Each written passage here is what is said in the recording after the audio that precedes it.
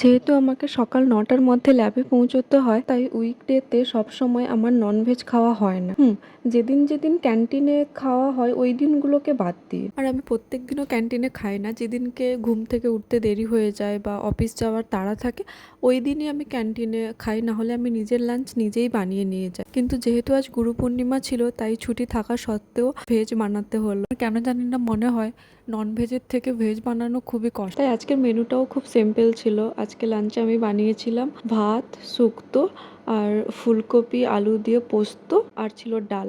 ফুলকপি আলুর পোস্তটা, এই রান্নাটা আমার দিদার কাছ থেকেই শেখা আমার। বেসিক্যালি আমি প্রথমেই বলেছি আমি কখনোই ভেজ খাওয়া পছন্দ করি না। তো যখনই বাড়িতে ভেজ হতো, দিদা পোস্তটা বানানোর সময় সাথে একটু আমচুরও দিত, যাতে একটু টক টক লাগে।